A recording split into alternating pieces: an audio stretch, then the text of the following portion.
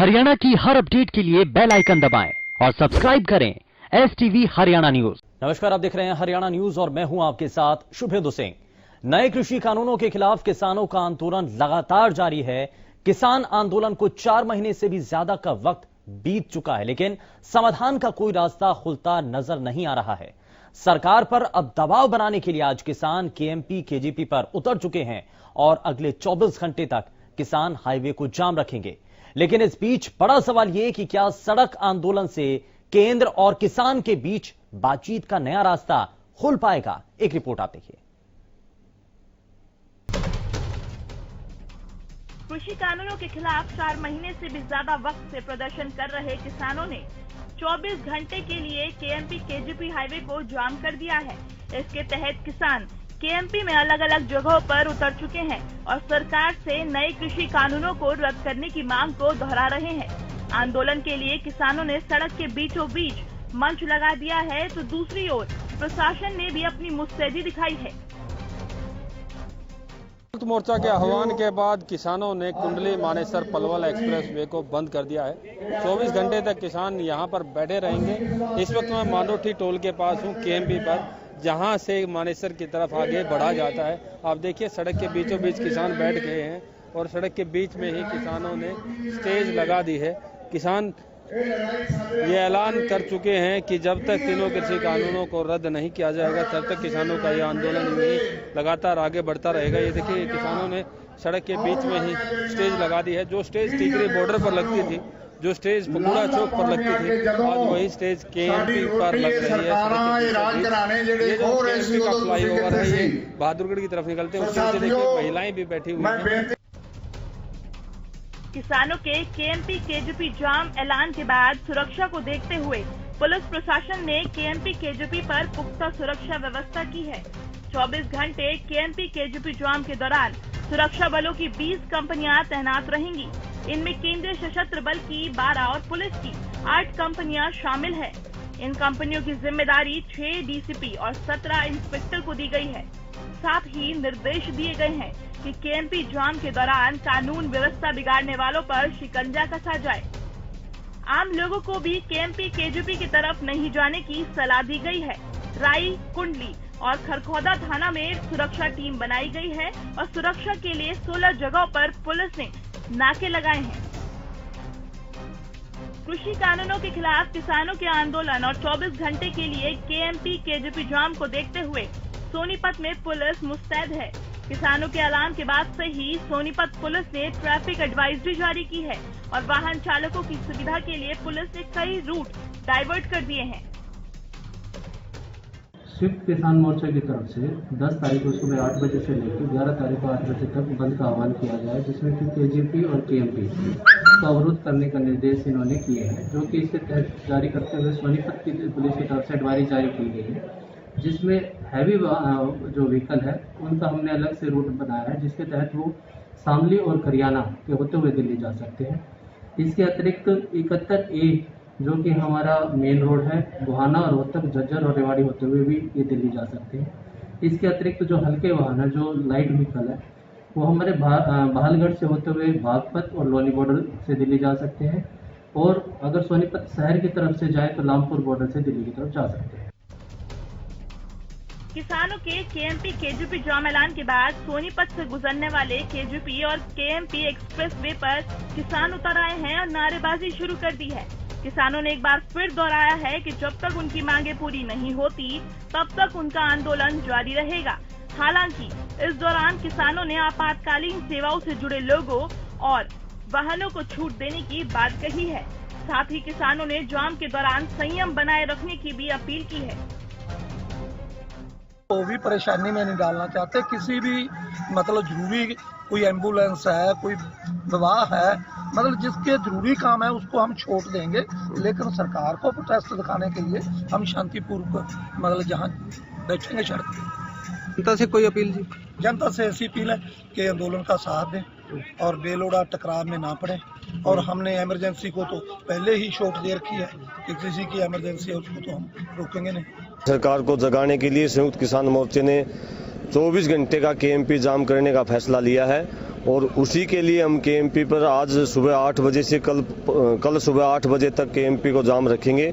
और इस जाम के दौरान हम इस बात का भी ध्यान रखेंगे कि किसी भी प्रकार से पब्लिक को कोई परेशानी ना हो।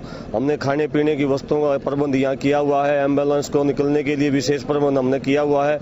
इसके अलावा भी कोई ज्यादा इमरजेंसी कोई बात होगी तो हमने उनका निकलने का प्रबंध भी किया है।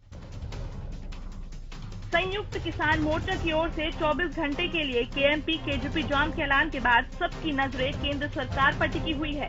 उधर किसानों ने अप्रैल के आखिरी सप्ताह में देश भर में किसान आंदोलन को समर्थन देने वाले संगठनों के संयुक्त सम्मेलन की बात कही है। इस सम्मेलन के जरिए किसानों का मकसद अपने आंदोलन को और गति देना है।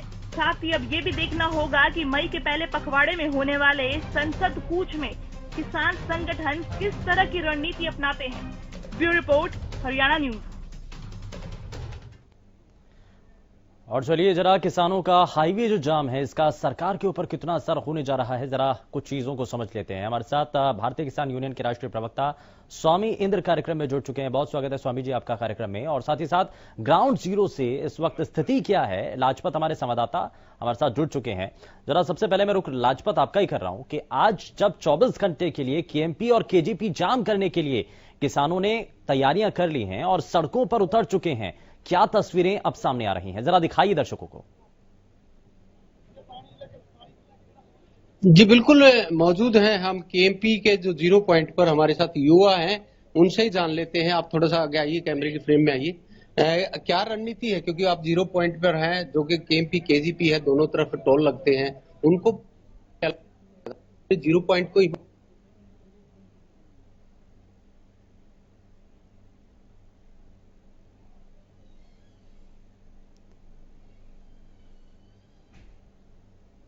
लगता है कुछ तकनीकी खामी आ गई है जिस वजह से आप जो हमारे संवाददाता हैं लाजपत, उनकी आवाज हम तक नहीं पहुंच रही है। लेकिन आप स्वामी इंद्र हमारे साथ लगातार कार्यक्रम में बने हुए हैं। स्वामी जी, ये हम तस्वीरें देख रहे हैं और किसान संगठन की तरफ से अपनी रणनीति तय की गई है और इसमें आज केएमपी और केजीपी को जाम करने की बात है। 24 घंटे ये सब कुछ किया जाएगा और आपको लगता है कि इसका असर पड़ेगा, सरकार के ऊपर दबाव बनेगा और नए सिरे से बातचीत के नए रास्ते खुल पाएंगे केएमपी और केजीपी जाम से? शुभेंदु जी, बिल्कुल ये सच्चाई है कि किसान वार्ता चाहता है, सरकार से वार्ता करे, पर जो डेडलॉक सरकार द्वारा लगाए गए, हर प्रकार से हमारे रास्ते बंद कर दिए गए हैं। सरकार किसानों से बात नहीं करना चाहती, ना ही समस्या का समाधान करना चाहती है।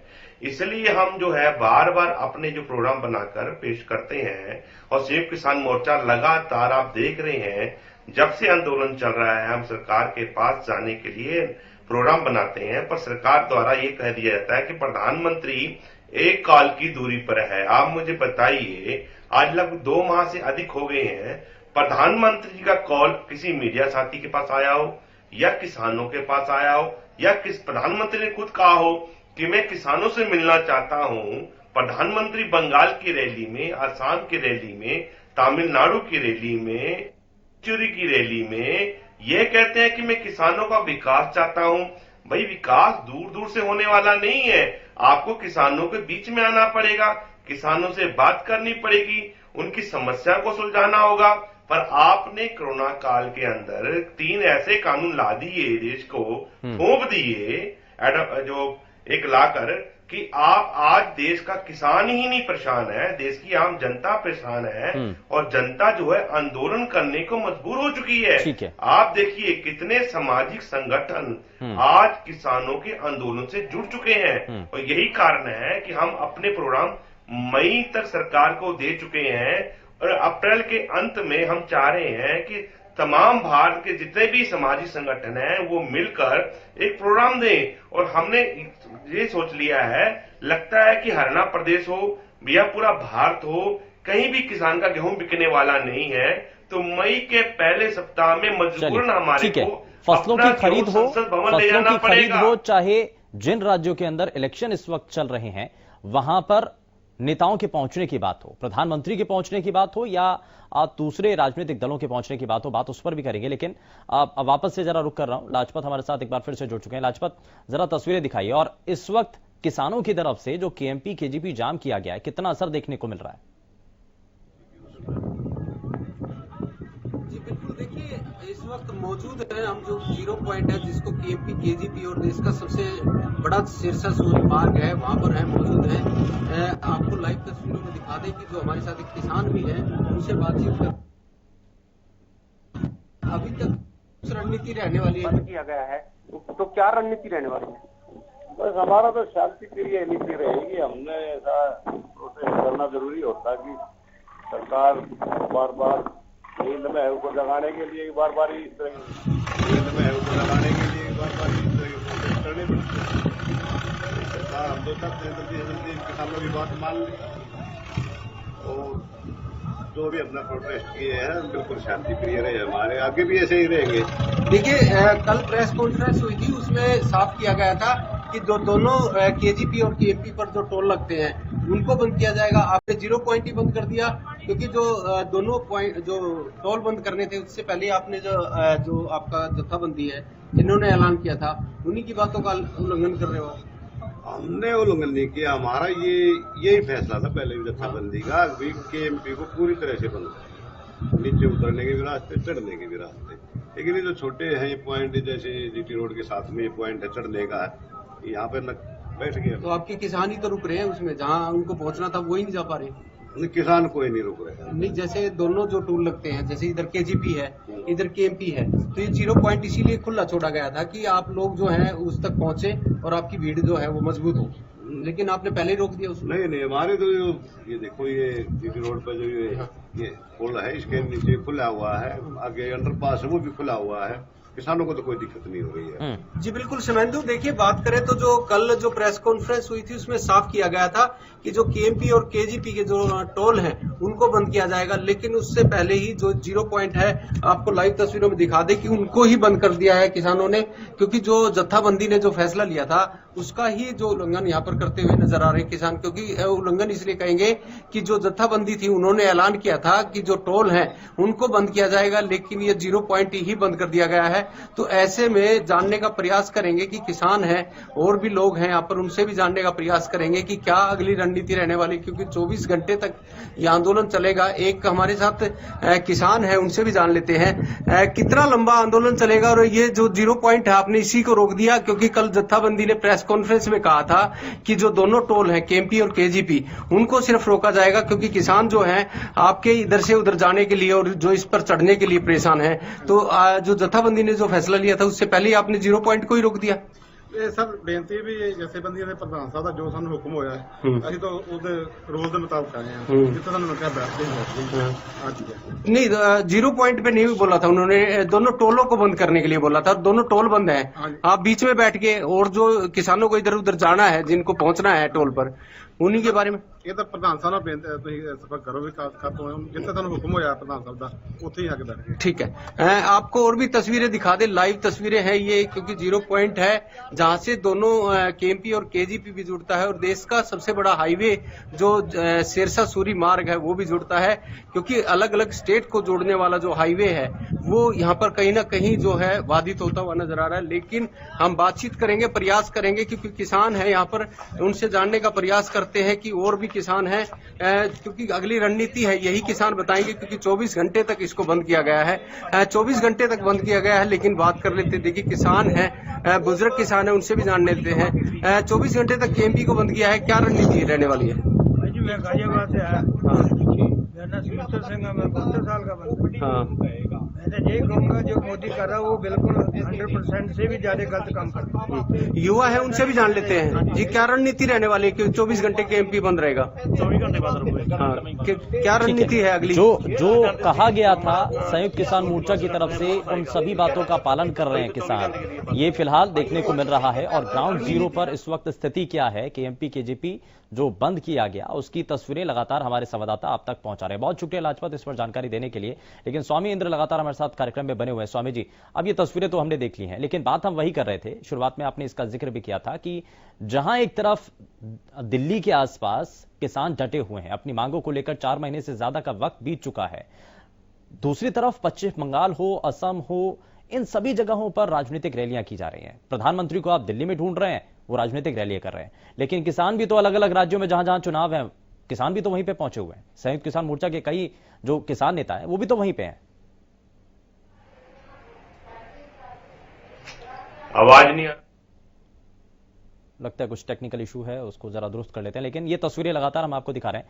जगह जगह प्रशासन ने नाके लगाए हुए हैं और साथ ही साथ किसी भी तरीके से कोई अप्रिय घटना ना हो, इस बात को सुनिश्चित किया जा रहा है। और साथ ही जो पुलिस प्रशासन की जो टीमें हैं वो गठित की गई हैं और वो बाकायदा ग्राउंड जीरो पर भेजी गई हैं, अलग अलग जगहों पर जहां पर भी इस वक्त टोल बंद किए गए हैं, जहां पर भी किसान मौजूद हैं। और साथ ही साथ यह भी सुनिश्चित किया जा रहा है कि किसी भी तरीके से सरकारी संपत्ति या निजी संपत्ति का नुकसान ना हो। तो ये आप फोर्स देख रहे हैं, अलग अलग जो फोर्सेस हैं वो अलग अलग जगहों पर चिन्हित की गई हैं, वहां पर उनको डिप्लॉय किया गया है ताकि व्यवस्थाओं को बनाए रखा जा सके। लेकिन 24 घंटे के लिए केएमपी और केजीपी को जाम किया गया है। किसानों का जमावड़ा लगातार इन दोनों ही पॉइंट्स पर बना हुआ है और इसका कितना असर अब सरकार के ऊपर बनता हुआ नजर आएगा।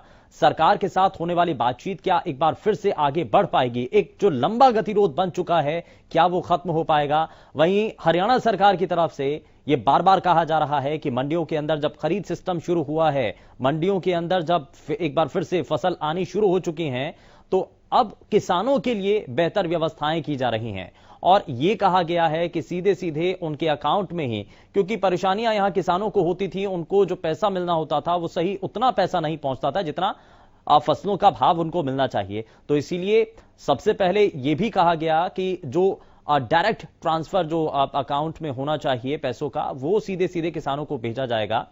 हालांकि इसका आड़ती एसोसिएशन के द्वारा विरोध किया गया और आड़तियों ने कहा है कि पोर्टल में एक ऑप्शन दिया जाना चाहिए जिसमें यह तय हो, किसान ये उस टाइम उस पोर्टल के अंदर ये देगा कि उसको जो अपनी फसल का पैसा है वो डायरेक्ट सरकार से चाहिए या आड़तियों के जरिए चाहिए। तो ये जो कुछ मांगे हैं वो आड़तियों की तरफ से उठाई गई। हालांकि आड़ती एसोसिएशन भी इससे पहले तक नाराज देखने को मिल रही थी और खरीद और तुलाई हो नहीं पा रही थी मंडियों के अंदर, क्योंकि आड़ती ये चाहते थे कि जो बकाया पेमेंट है आड़तियों का कम से कम वो पहले पूरा किया जा सके।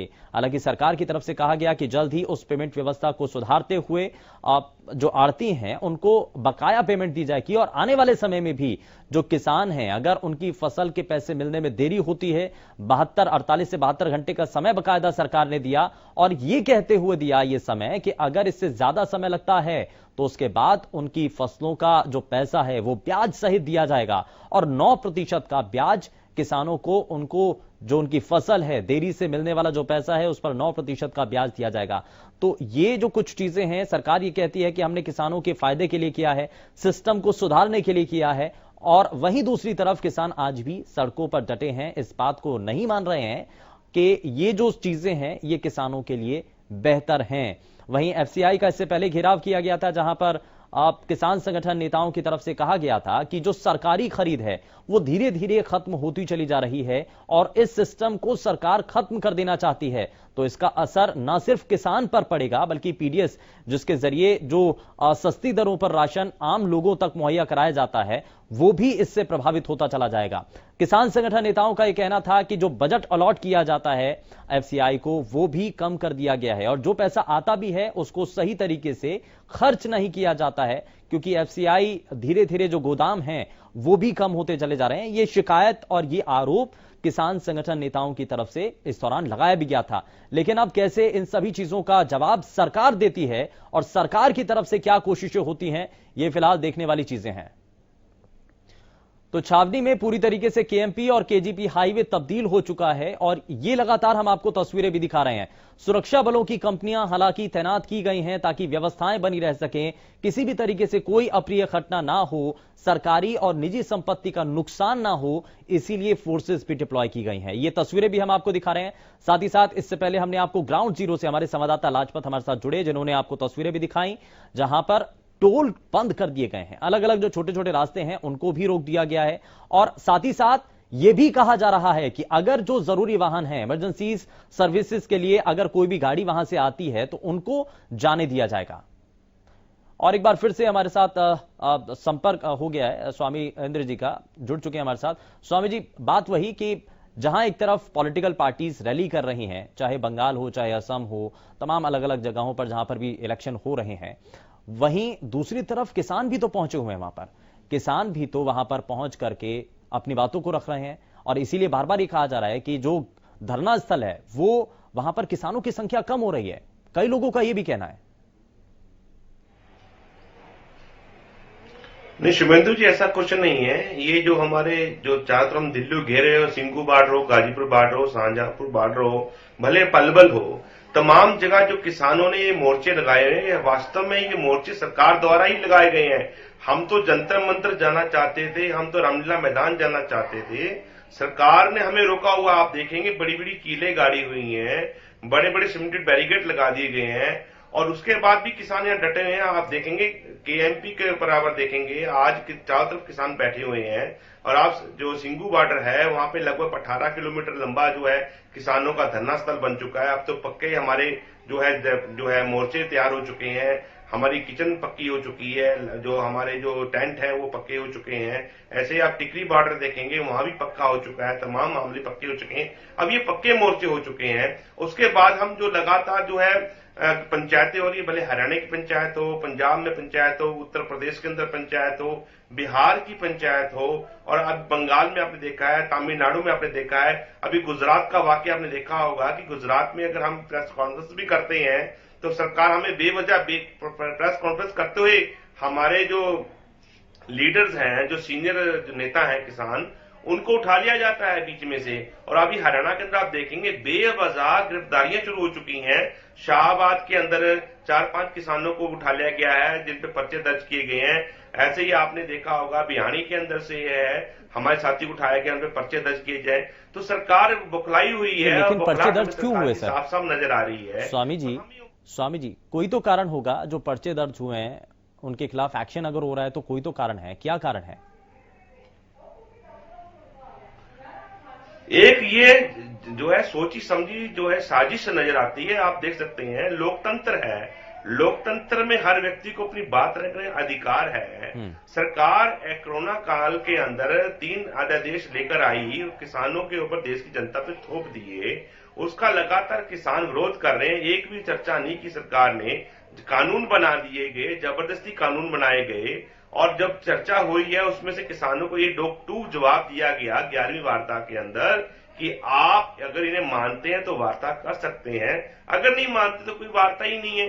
यानी ये आपको नजर आएगा ये लोकतंत्र न होके तानाशाही का जो सरकार ने रवैया अपनाया है, हिटलर शाही जो भारत में लागू करने की सरकार बात कर रही है। तो अब आगे क्या किया जाएगा सर? कब तक ऐसे ही आंदोलन चलेगा? राजा महाराजा आए। एक तरफ सरकार डटी हुई है, सरकार ये कह रही है कि हम 3 कृषि कानूनों को वापस नहीं ले सकते हैं, संशोधन करने के लिए हम तैयार हैं, इतने समय तक हम इन कानूनों को होल्ड पर रखेंगे, ये सरकार बार बार कह रही है। किसान संगठन नेता कह रहे हैं कि हम 3 कृषि कानूनों को वापस दिए बिना वापस नहीं हटेंगे। तो ये जो बातचीत है वो आगे बढ़ेगी कैसे फिर? शुभेंदु जी, इस बात को हम समझें, जब माननीय सुप्रीम कोर्ट ने लगातार सरकार से पूछा क्या सरकार इन कानूनों को होल्ड पे ले जा सकती है, एक भी जवाब कानून को नहीं दिया गया। देश की सबसे बड़ी अदालत सुप्रीम कोर्ट को जवाब नहीं दिया गया। मजबूरन सुप्रीम कोर्ट ने कहा अगर सरकार इसको होल्ड नहीं करती तो हम इसको होल्ड पे ले जाएंगे। जब इनकी कानूनी तरीके से क्रिकरी हुई और पूरी दुनिया को और देश ने समझा कि ये वास्तव में एक कानून काले कानून है, किसानों के डेथ वारंट है, यही कारण है कि आज उच्चतम न्यायालय ने इस पर स्टे लगाई है, सरकार ने लगाई। अब सरकार उच्चतम न्यायालय से बचने के लिए, जनता से अपनी क्रिकरी बचने के लिए सरकार कहती है कि हम इसको होल्ड पे ले जाना चाहते हैं। होल्ड पे तो चले गए, सस्पेंड तो ये हो गए, हम तो इन्हें टर्मिनेट करने की बात कर रहे हैं कि इन्हें हटाया जाए, खत्म किया जाए। क्योंकि कोर्ट अगर सरकार को फटकार लगाती है, कोर्ट अगर सरकार को फटकार लगाती है तो उस बात को तो ठीक माना जाता है। लेकिन अगर वही कोर्ट आपको बोलता है, सुप्रीम कोर्ट के द्वारा कहा गया कि एक कमेटी गठित की जाती है, आप आइए अपनी बातें रखिए, तो उस कमेटी के समक्ष जाना नहीं चाहते हैं। लेकिन नहीं, वही बताना चाहूंगा शुभेंदु जी, उसके ऊपर हमने प्रश्न चिन्ह लगाया, माननीय उच्चतम न्यायालय को कहा, पब्लिक मीटिंग में कहा, कोर्ट में जाके नहीं कहा, पब्लिकली के हमने कहा संयुक्त किसान मोर्चा ने, इसमें जो माननीय सदस्य लिए गए हैं वे पहले से इन कानून की तरफदारी कर रहे हैं। और आपने देखा होगा भूपेंद्र सिंह मान जो इसके मेन थे, एक मुख्य अंग थे, उन्होंने इस कमेटी से अपना नाम वापस ले लिया। यानी कि 4 मेंबरों वाली कमेटी, एक कुर्सी की एक टांग टूट जाए तो वो कुर्सी किसी काम की नहीं रहती। तो इसको सरकार को समझना चाहिए, उच्चतम न्यायालय को भी समझना चाहिए था कि यानी कि इन बातों को समझना होगा, लेकिन एक लंबा समय हो चुका है कि बातचीत आगे नहीं बढ़ पा रही है। खैर, बहुत शुक्रिया स्वामींद्र, आप हमारे साथ जुड़े कार्यक्रम में, आपने अपनी बातें रखी हैं और आगे की रणनीति भी साफ की है। लेकिन बड़ा सवाल यही है कि किसान कब तक यूं ही डटे रहेंगे और बातचीत का जो सिलसिला अभी तक एक लंबे समय हो चुका है, अभी तक जो रुका हुआ है, कैसे आगे बढ़ पाएगा? सरकार इस पर एक बार फिर से विचार करेगी और जो संघर्ष इस वक्त सड़क पर चल रहा है, क्या उससे नए रास्ते खुलेंगे?